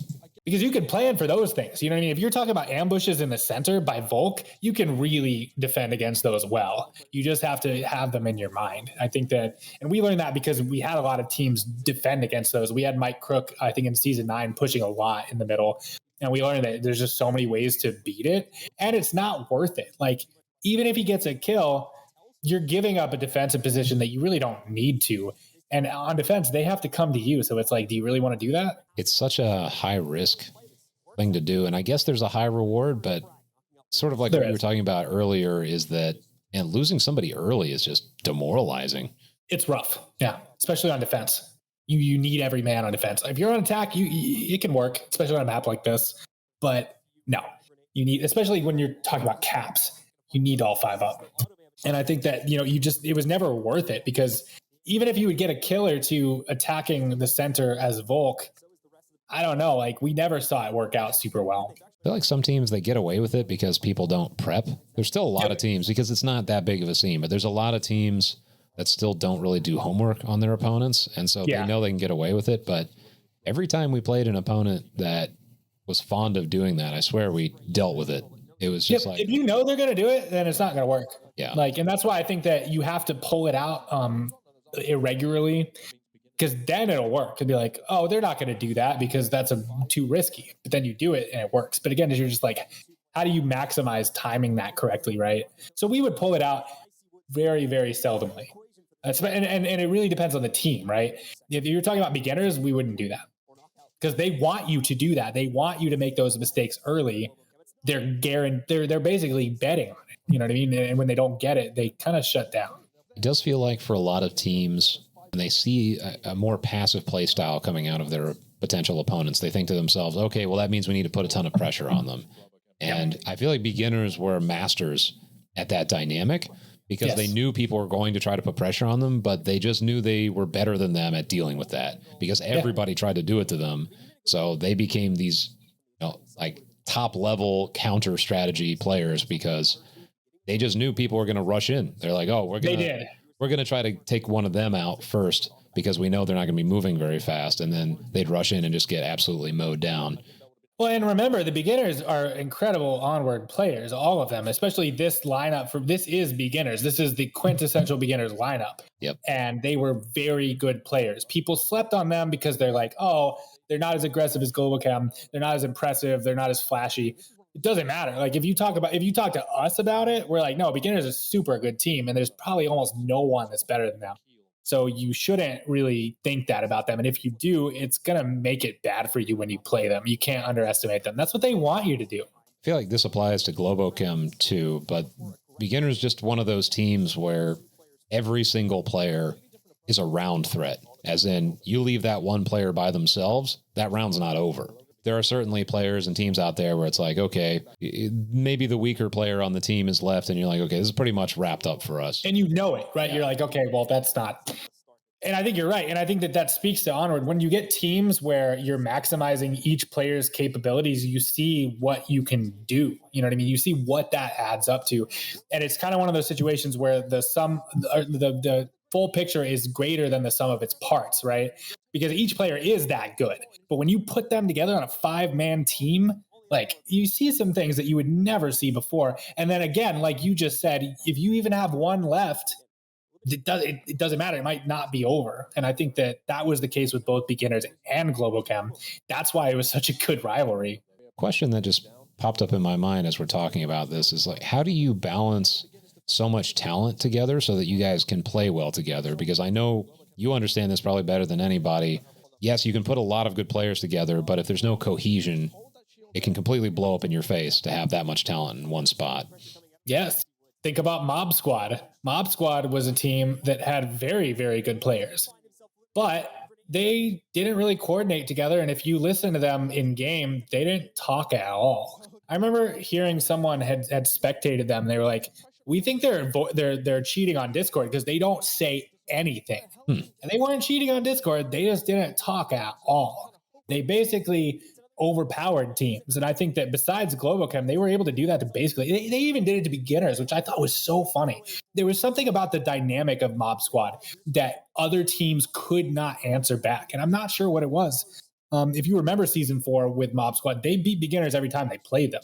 They beat them way worse than we ever did in some ways, which is so weird, right? And then we beat Mob Squad. So it's like, not sure what that was. There's an old saying in fighting that styles make fights. And I think that's probably one of those cases where this is just one of those dynamics that happens in competitive games. But it's like, yeah, you beat a team and then the team that beat them beats you. It's so weird. That's part of the fun of competition, though, is figuring out puzzles like that where, you can't understand. That's when you start to get that notion, right? That there's these differences that you can't pick up on until you like see these matchups. Yep. And I don't know, like, I think that the matchups between us and beginners were always super good, but it's weird, right? The stylistic aspect of it. I would love to have had more teams that had different styles just to see how that would have matched up with us. There was only a few top teams at the time, but man, I think that you could variate it so many different ways. It's true. When you guys were playing, it's like, I remember that era where it was like, man, getting into the top 5 was a huge deal because it was you guys, it was G-Men, it was beginners. Boss Fight was up there as well. And it's just, it's like you could slice through the other teams, but the moment you hit that group, it was just a whole different game. It felt like it almost felt like we weren't playing the same game in some sense. It was just like you guys had figured out something that everybody else was ignorant to up till then. I agree. And I think it felt like that at the highest levels, where it was a completely different game versus like a comp lobby or versus a regular scrim or matchup in the mid tier. It's hard to describe, and it's hard to actually know exactly why that was. But I think that when you have all 5 people on both teams really locking into their own styles and maximizing the way they play the game, it's not a game anymore. It becomes something different. I can say from personal experience, not just playing against you guys, but in martial arts too. Like I've trained with people who are quite famous, worldwide renowned kind of people in the UFC, that sort of thing. And you can train for years, but then you go train with these people and you just ask yourself, like, what have I been doing all this time? Yeah, it just like they see something that other people do not see, yep. and they see it in a way that makes them able to, maximize their skills and capabilities that really not a lot of other people can do. I think that that's what describes like a master practitioner of any field, is someone who can see the potential of that field, see what can be done, and actually do it. In ways that almost no one else can. You see that in every field where people excel. And I think in Onward, it was so beautiful to see that and see other teams do that and be a part of it myself. Honestly, one of the best experiences of my life. You get so few chances to do that sort of thing. Raw, pure competition in a setting where everyone's kind of figuring it out for themselves. Interesting too, because like there obviously wasn't like that much money on the line or anything. And it was mostly just about, like you said, the pure competition of it and like having fun with your friends and going on these cool trips. It's almost like the more money and prestige is attached with, it just becomes less and less about that. It's more like it takes away a little bit. I agree. Yeah. So it's like, especially you look at the major esports and a lot of them are streamers too, for example. And it's just like, all right, how many more viewers am I going to get out of this? Or there's so much money on the line that. Well, and see, that's the other thing, right? When money comes in, money will change things, and it changes the focus of what's important, right? So with Onward, we got to this stage where we were on the esports stage, but we were not at a level where we were making a ton of money. And I think that was the perfect balance, honestly. Right. Yeah. Obviously, it has to go in a direction where people can make a living off of this sort of thing. But you got to live through what I would personally consider a very special moment in VR esports, because it's probably never going to be like that again. No, that was pure inspiration, pure passion for VR esports. That's all it was. And you could say that about everybody that was involved, except for maybe ESL.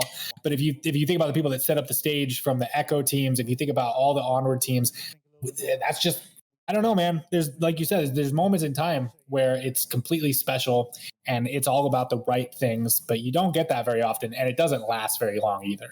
No. How long do you think this particular period lasted? It's like 2 years, maybe 3, but 2 sounds about right.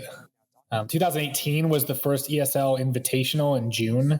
So, and then IEM Katowice was 2019 in March. So it was about 1 to 2 years. Yeah. But remember, like, the competition side was brewing really well before we ever went to Leicester. That was the reason why Leicester went so well, is because all of us were already ready at that point to do this. Like, the scene really, it developed a lot of good teams and a meta that was so special at the time, because there was no cheese, there was no exploits, there was no anything that you could take a shortcut on. You know what I mean? And I think that was what I loved about it the most, is that if you got something done, it's because you got it done. It's not because you figured out a way to get around the rules or do anything like that. It really demanded that you had to be creative and look at the game in a way that you maybe weren't before. There's this term called an onliner, which is somebody who doesn't perform well in person. Yeah. And there's connotations of maybe they're cheating or exploiting or whatever. But personally, I think of it more in terms of how do you react to that pressure? Because I think anybody that's competed enough in anything, like you get on a large enough stage, chances of you playing at 100% of your potential like plummets, because it takes time and experience to do that. So by the time you reach this stage, I mean, you had a substantial amount of experience, especially compared to the rest of the scene, where you could get on stage and perform like this. No, and I mean, it was that's everything at this point, right? Like, you want to have all that experience because you can't be thinking about these things, and you cannot be devoting any mental energy to worrying about these things or even having them cross your mind at all. You have to be completely focused on the moment. You have to be completely focused on your team, what you want to do. And so there's no room for that. And you're right. So like you're sitting at home competing, it's different. You have all that mental energy just reserved for the game itself, for the competition. But when you're at a competition, oh my gosh, dude. I mean, you're not sleeping the same. We were in Poland, so like totally different time zone. And just like completely, I felt very, jet lagged. And so it took a little bit for that to kind of go away. And I think I still felt it during the competition itself. So it's like, there is no perfect competitive setting in these places. You're always going to be a little bit uncomfortable, and you have to be okay with that. Something I always try to tell players on my team is that there's actually much less pressure if you just lose. And let's say you're in that situation, you're feeling jet lagged, like there's all this pressure on you. You could just say, to hell with it. I'm not going to put in any more effort. Like, I want to go hang out at the concession stand with my friends and relax. Easily. Yeah. To really put that pressure on yourself to say, no matter how much stress I feel right now, I'm going to get through this. I'm going to win. It's a battle of wills, dude. And it goes beyond the game and the skill involved with playing it. It's just, it's a matter of, frankly, discipline in your mind of just like, I don't care how uncomfortable I am. I'm going to get through this. And that takes a kind of personality. And I mean, I think it's very exclusive from the rest of the skills that you need in Onward. Just because you're a good shot, just because you're good at any of these other things, doesn't mean you're going to be able to do that. Yep. And you won't know that until you're in the situation. And I did see people at LAN kind of fold under that pressure. You know what I mean? Because anything that went wrong, you could really tell it affected them. And that's something that you just can't have in these situations, because that means the first mistake you make is going to be riding you the whole time. You know what I mean? And you have to just forgive yourself, let go of it, and stop thinking about it. It's not easy to do when you're a very competitive person and you care this much about something like this. But I do think that maybe competition attracts that kind of person where, like, I know for me, I always felt like the pressure was what made me perform at my best. Like you said, like if we don't feel that pressure, we'll lose matches, we'll lose rounds, because there's just something about that makes me be able to be better than I normally am. You know what I mean? That really brings out the best in me when I feel that pressure, when I feel the real stakes. I don't know that everyone's like that. I think sometimes that pressure is counterproductive for a lot of people. So I'm very grateful that it is that way. I think that's served me well in my life in a lot of different aspects. My personal philosophy is that most people don't really like intense competition. Most people compete because they want to test themselves. They want to get a little bit of status here and there, maybe do it with their friends if it's a team game, that sort of thing. But this sort of competition that you engaged in, this is not really up most people's alley. It does take a certain type of person to do this. And also the thing that's really hard to wrap your mind around for people that aren't used to it like you are is that the more you win, the harder it gets. Yes. People want their pain and their experience to pay off in terms of having maybe an easier time of it. But the truth is, like, for all those people that are out there in a rush to get to the top of the rankings, realize it's going to make your life harder. And like, it puts a target on your back. Totally. And it makes it so that you have to be even better than you were. Like, you can't just coast on that. That's what they want. That's what they're expecting. And not just that, people have underdogs. So everyone is rooting against you. Nobody wants you to win, which was fine with us because, I don't think we ever really cared about that. But, that can get to some people. That's something that I think it shocks a lot of people because everyone wants to root for an underdog. And so when you're the underdog and you win, everybody's cheering you on. But then once you reach that top level, that cheering gets much, much quieter. People don't really want to see you win. And people they don't think about how hard it is to stay on top and like how much effort you've put in. All they think is, here's David versus Goliath and you're Goliath. Exactly. And they're just like, I like underdog stories. Everybody likes underdog. I get it. You know what I mean? So do I. But it's like, it's different when you're in that situation and you're the guy that everyone's rooting against because of that. Luckily for us, it never really affected us. I used it as motivation, to be honest. But you could definitely notice that and pay attention to that. Like people not rooting for Globochem because they're like, well, they always win. So I don't want them to win anymore. It's the same reason people hate dominance franchises in sports. Like I think a lot of people, for example, have an irrational hatred of the New England Patriots in football. Yes. And it's like they don't even know why they hate them other than they just win all the time. Yep. Which, as you said, you guys didn't really pay attention to that, but I think that by itself really hurts some people. And it does. Yeah. It's part of the reason. Because you're not used to it. It's not how you started. You know what I mean? And it's this big contrast once you get to that point and you're like, well, why don't they want me to why don't they like me anymore? You know what I mean?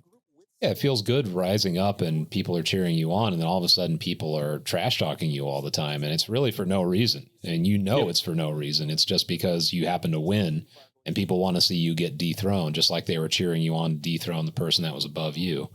Definitely. It's something that you'll see in every sport, basically.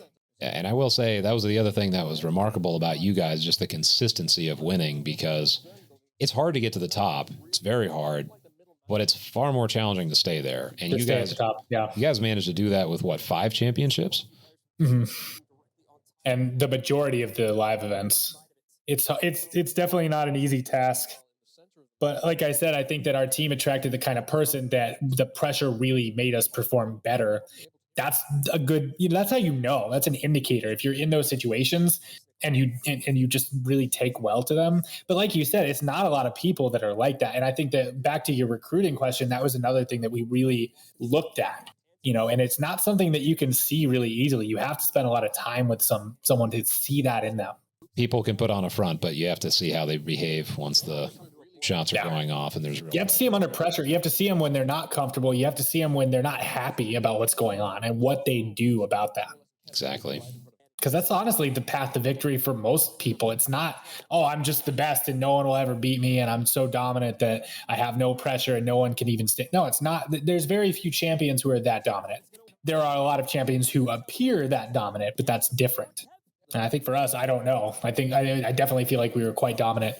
But you never know, right? It just the right stylistic matchup could easily break that up. Yeah, I think that's why there's so much mystery around dominant champions, is like, how could they do it so much? And I think the answer in many ways is some of it's situational.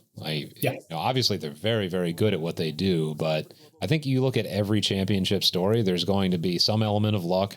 There's going to be some element of favorable stylistic matchups. Yep. And of course, that's not to take away anything from the champion, but not at all. It's just how it is. It's always multifactorial as far as what the outcome is based on. And people, you have to know that. You have to know that your ego is not really the one that's going to be deciding these things. It's so many things, and it's okay. And I don't think it's a bad thing to know those things, but you can't just take all the credit for it either. Sure. Even if you'd like to. I mean, it sounds great, right? To be such a dominant champion and to really be like at that pinnacle of competition where no one can touch you. But like I said, there's just very few situations that are like that. And I'm kind of glad about that. I'm glad because I'll tell you, being a dominant Onward champion would have been much more boring if we didn't have people like beginners.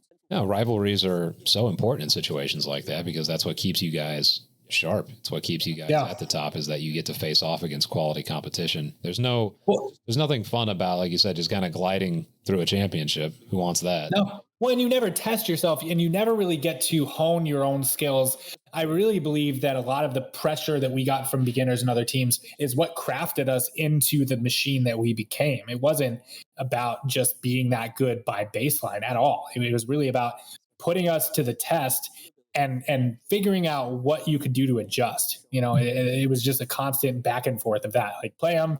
What did we do wrong? Do it again. You know what I mean? It's one thing I never understood about some of the toxicity on rival teams or rival players or whatever. It's like, at the end of the day, no matter how you feel about your biggest rival, however you want to define that, you owe them a lot. And you need them. Yes. It's a dependent relationship. Yep. Like, what would you both be without each other?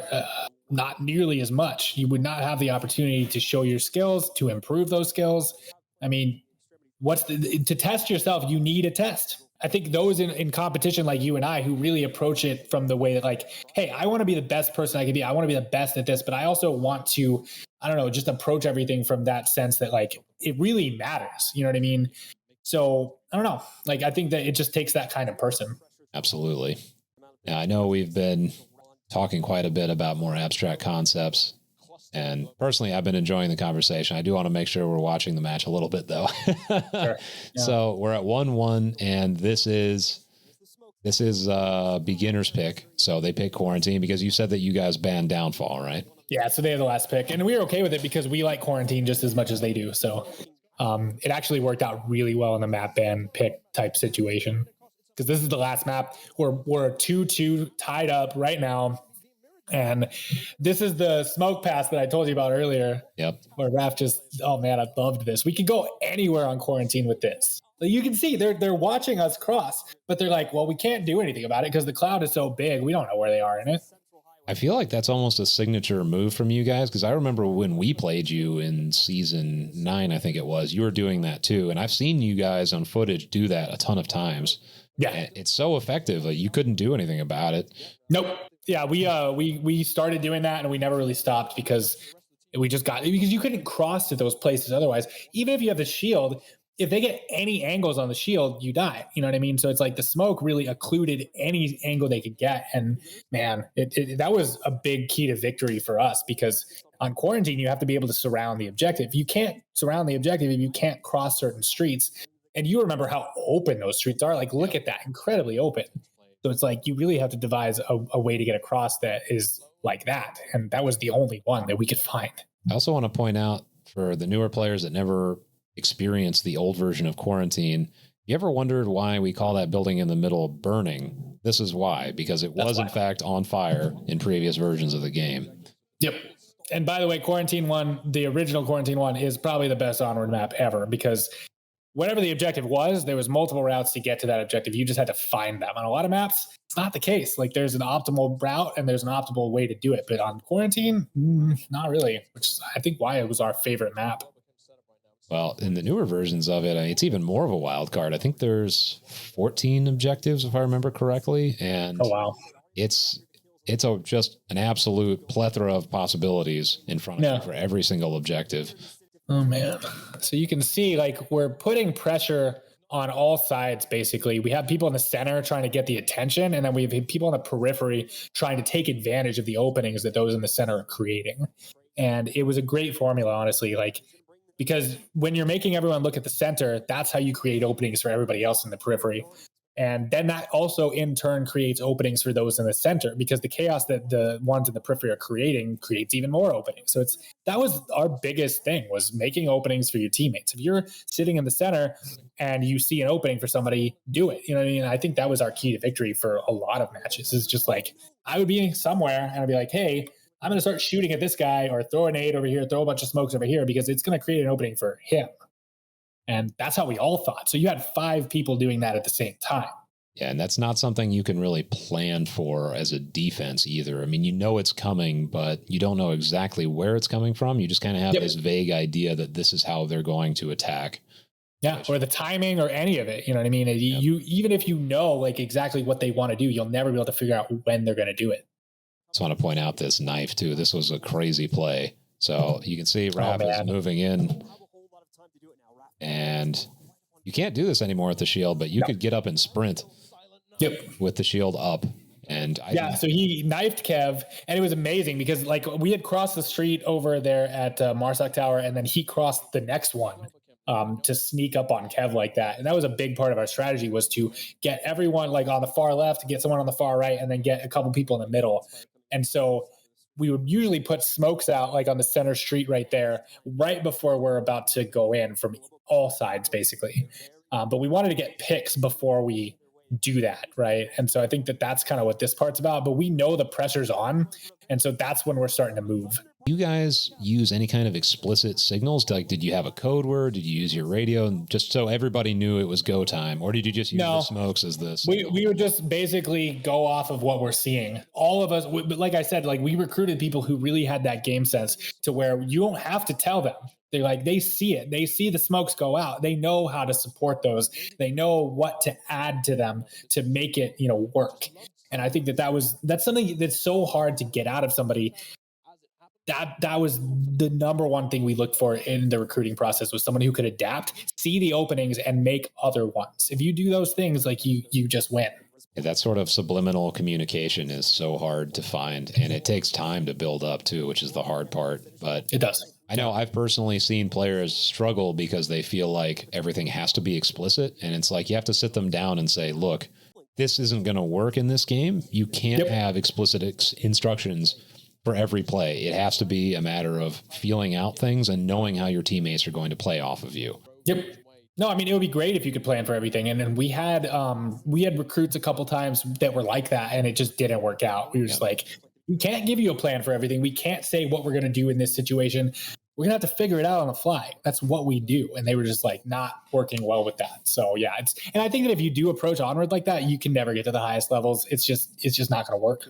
It's a funny balance you have to strike too, because like on the one hand, you do have to communicate, but you have to find a way to not overthink. There's a lot of players I've seen who would be much better players if they would stop overthinking, but it's like, I don't even know how you train somebody to do that. It's sort of like telling somebody to use the force.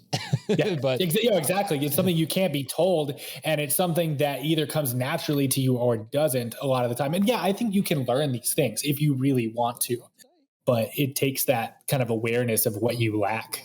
I think that's the right word for it. It's just awareness. You have to, I guess the way to train it is to just make sure they're aware that they're doing it, because I think a lot of people, they don't realize that they're overthinking and overcomplicating whatever's happening in front of them when they just need to simplify and make a decision. No, I think you're totally right. And I think that honestly, overthinking is one of the biggest problems with some of these things. And then also not having the awareness to know that you're doing it. Like, you have to be in the moment. I've said this several times. That was always our key to victory, is that we were never thinking about any other second but the split second we're in. So don't be thinking about what just happened. Don't be thinking about what you want to do. React. Because you can't react as fast if you're thinking about the past and the future. You just can't. Sure. Just be present, more or less. Yep. A lot more mental energy is freed up when you're like that, when you're processing what's in front of you, and that's it. Such a powerful and simple idea, but so hard for some people. I don't know. Well, we didn't evolve that way. The human mind does not like that. It's intensely uncomfortable to not be planning for the future and not to be kind of basing that on the past, right? That's just something that we're very used to doing. It's how we create time in our mind. But you can't do that in these situations. Too much mental energy goes to the wayside when you're doing that. And I know that because I've had times where I faltered and was overthinking, and I can tell the difference. You know what I mean? Just completely night and day. Well, the term for that, I believe, is flow. And it's like trying to find that flow state. And if you can hit it, it's magical. It's like better than drugs, but it is. It takes work. That's the thing, is it's not something that just shows up. Like you said, we didn't evolve it. It's something that's, you have to build up over time. And especially in a team game like this, it's something that just comes from playing together and learning to be present as a unit rather than. Oh yeah, dude. Because when you isolate yourself, it's a real problem.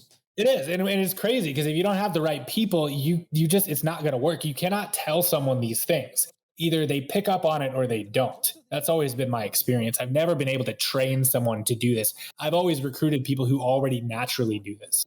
I guess if you're out there listening to this and you're looking to recruit new players, see if they have a meditation habit. It's probably a good screening. Yeah, anything like that. You know what I mean? It makes such a big difference when you're under pressure. You because it's just a different situation. You know, we're not used to being comfortable under pressure. We're supposed to feel, like, oh, I got to do something about this. Man, it's a rush. But if you can use it to your advantage, that's a whole other thing. Because often it's just kind of a disadvantage if you let it overwhelm you. Sure. Well, speaking of being present, so I'm looking at the map right now. No kills on either side, 1 minute and 6 seconds left. And this is potentially the match point if you guys win this round. I hated this because they do end up winning this round. I remember being in the match and just like, how did they win that? Like, I don't understand. They only have like 50 seconds left. They just started pushing. Somehow they get all the kills they need. And I believe I had to rush back to stop a cap.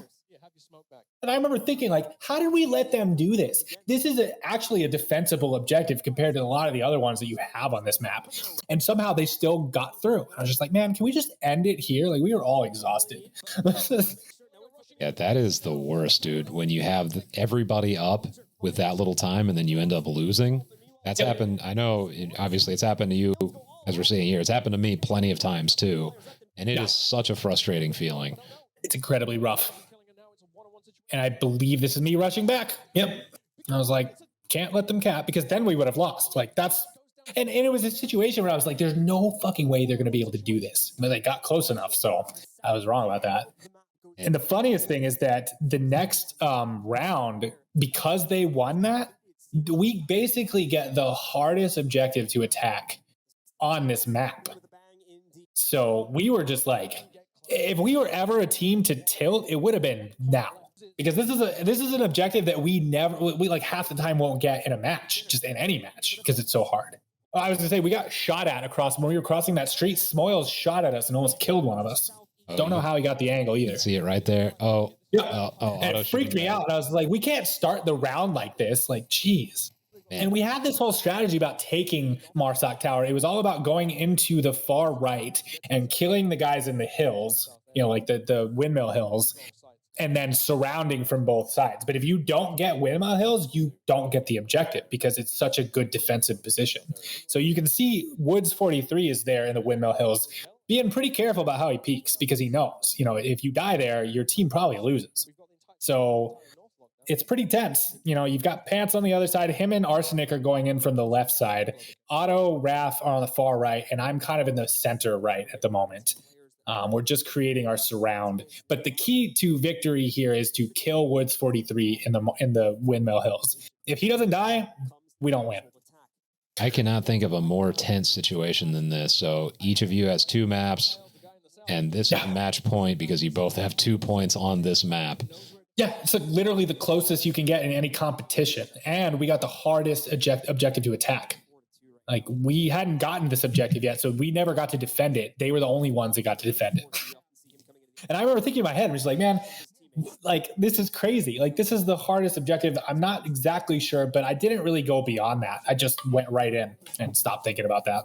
You can see, like, they're looking for Woods. They need him to peak. Raph is the one calling him out so Otto can pop up really quick and get that shot off. And really, it's just a matter of time on this one. So he gets the shot. And the funniest thing was Arsenic actually hit him from the far left side over at this hill. Oh, wow. And what a shot. So him and Otto hit him at the same time. Otto hit him in the chest. Arsenic hit him in the head. Like, it was crazy. We didn't know that at the time. We watched that back later. We're like, ooh. And so you can see Arsenic here. He's kind of looking for openings. He's trying to get an eye on Marsoc Tower objective to see if anyone's peeking. And then you see Smoils here in this little... This is the best thing, man. Because they killed Woods 43, it opened up this domino. So Smoils had to look at them in Windmill Hills. I rushed right up and killed him as he was looking at them. So it's all about creating openings. It's about the timing in which you do it. And so I think they have 3 up still. I see Woods in the hotel and then 2 on the objective. Okay, so then you lose your sniper on the opposite side. Yeah, which is fine because we're getting close enough to where it doesn't matter as much. Obviously, you always want him, but it's fine. Like, he's the one that you want to lose at that point. Sure. The most expendable, so to speak. Yes. You want Pants because he's more rapid fire, and you want the rest of us because we're closest to the objective on the other side. This was interesting to have them both in the objective room. We didn't expect that at the end, at least. Maybe at the beginning. I guess he just never had a safe chance to move out of there. So Pants is still looking at the objective. He knows that Icy Woods is up there, so he's trying to get him. They end up trading. So now it's just 2 on objective and 3 of us that are like broaching objective. I remember being here. I'm like, okay, I'm going to try to cap, but I don't know if I'll be able to. It was a shitty code too. That's why I wasn't able to get it. You know, one of those ones that you just like keep reading it and you can't get it. God, so bad. And the funniest thing about this moment is that Otto and Raph and I had no idea what was going on. We were not communicating because we were on the objective, so we couldn't give away anything because we knew they were there. I didn't know Otto was dead right now. Did not know that. And I was like, okay, I'm going to not cap. I stop in a couple seconds because I'm like, this isn't working. I hear him kill Raph, and then I just go and clear that corner, and then it's over. Wow, 1v1. But the funniest thing was, I did not know that. I did not know that Killinger was the last one up. I did not know that I was the last one up. I thought Raph and Otto were still alive. All that happened in the last, 10 seconds happened so fast that I was not aware of it. Wow, well, I can see, you're obviously beyond excited because what a I probably get more hyped than almost anybody when I'm doing this. And that moment, just because it really hadn't sunk in yet, we just won, but I didn't know how we just won. Like, I had to watch it back later, and I was like, dude, that was way closer than I thought it was. I was feeling pretty comfortable because I was like, well, Otto and Raph and I are on the objective. Nope, that was not the case. It came down to, I think it ends at 45. Yeah. I just got lucky because I heard Raph go in there. I didn't know that's what he did, though. I thought he was still alive. I just thought one of them shot. You know what I mean? But it turns out that I run in there and Raph is dead, and I'm the last one up, and just has somehow got that clear. So, and dude, that could have gone either way too, because he's watching that corner. You just moved in fast enough and pre-fired. He just didn't expect it. Yep. But he should have, because I mean, he had just killed Raph. So. But yeah, I mean, that's one of the tightest finishes of any, match I've ever seen in my life. And I mean, I was incredibly hyped. I don't blame you. I get so hyped. But this was the one, because I was like, no, I want to win IEM Katowice. That's like the pinnacle of esports. Yep. Like everybody, like I got to hang out with StarCraft pros and like I was like, yeah, this is the one, man. Like screw OC5. Like I want IEM Katowice. So. What's the conversation you're having with your guys here? You just all just excited? You saying anything, or are you just bouncing around? Not really saying anything specifically, just happy and just being with your team, afterwards is a little bit crazy. And just the finale and how it happened, you know what I mean? We were all super like hyped about that. And the energy level was just through the roof. And this was, I don't know, like 9 or 10 p.m. in Poland. So it was a late match. Oh, it's good everybody's gracious too. Like obviously nobody likes to lose, especially competitive people, but they're being cool about it, shaking hands. That's what I like to see. Well, and with beginners, it was always like that. And the funniest thing was we were all hanging out in the green room before. Like we hung out for like 4 hours before the match. So we were pretty good friends with them, and we hung out afterwards too. We watched the matches together afterwards. That's I think that's one of the cool things about, again, the moment that you inhabited in VR esports is that it was such a small community. I imagine, I mean, you tell me this is correct or not, but I imagine that the feeling was, I can't believe we're here. This is so cool. We play this niche thing and they put us on a stage to play for this glorious, title, whatever you want to call it. Yeah, no, it's a dream come true. It's the best thing you can ever do. It's something you never would expect to do. And the people that were there that, in the Onward community just made it so much better. Like I love the Woods brothers. I really like Killinger outside the game. He's a very fierce competitor and he can kind of let that, bleed into his personality a little bit, but I have a lot of respect for him. And just hanging out with them in person was so much fun. Like really good guys. And you could tell they cared about it just as much as we did. And I think that that's what really brought us together. We didn't have any malice towards them because when they would do really well, we were happy for them. And I think it was the other way around. It's the way it should be, in my opinion. I mean, no matter what if you have a beef with people, it doesn't sound like you guys ever did, but if you ever have a beef with somebody, you settle it in the game and then afterwards it's over. Like no matter who won, who lost, you had the chance to settle it and it's settled. So just let it go. Well, that's what's great about it is that it creates this separation between you and your competitors to where here's where you're going to compete. Here's where you're going to have your rivalry. And here's where you can just be friends. You know what I mean? Yep. If you can separate your ego from those situations, you'll be so much happier because everybody can just kind of hang out. And that's how it was. It was like that in Leicester too, when we had more teams. I mean, everybody was hanging out. And I do think that the Onward community attracted a certain kind of person at that time. And so it made it even better. You know what I mean? But, well, because think about the game. You think about like what kind of competition it is and think about the highest levels. I mean, it's definitely going to attract some really cool people, in my opinion. They were bound to be people who are doing it because they loved it, because there wasn't any money involved, really. That was just like the icing on the cake. It wasn't about the money. It was, isn't it amazing when things aren't about money? You know what I mean? Like, it's just so great. Like it's all about the right things, your passion for the game, your community, everyone involved, not about making some money. Like money just kind of ruins stuff in that way. So I agree with you. I think that we were at a very special time where it was just all the right things were together to create that situation. Yeah, like I said, you're a very lucky person to have experienced that. I'm going to post a link to this original video in this video. So if anybody wants to go and watch it on their own time, I highly recommend it. You can watch it at your own pace. You can also, there's a lot of good interviews. There's a lot of good commentary that obviously wasn't part of this because we were talking. So go and watch that on your own. Beyond that, do you have any closing thoughts? Anything you want the viewers to know about all this?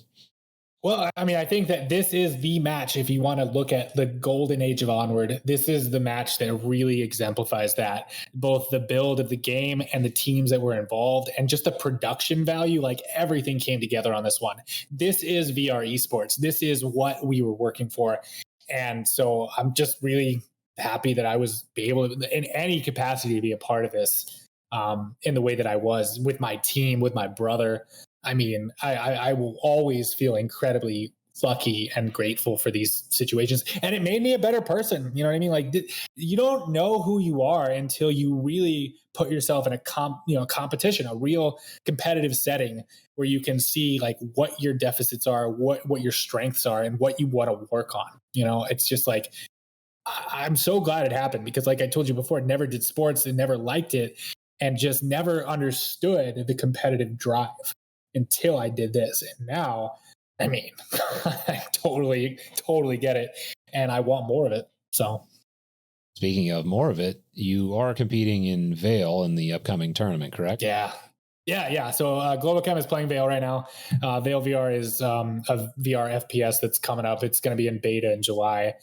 We played in a couple of the early tournaments of the game. We won one and lost one. A lot of bugs right now, so it's not really a big deal. But like, it's a fun game.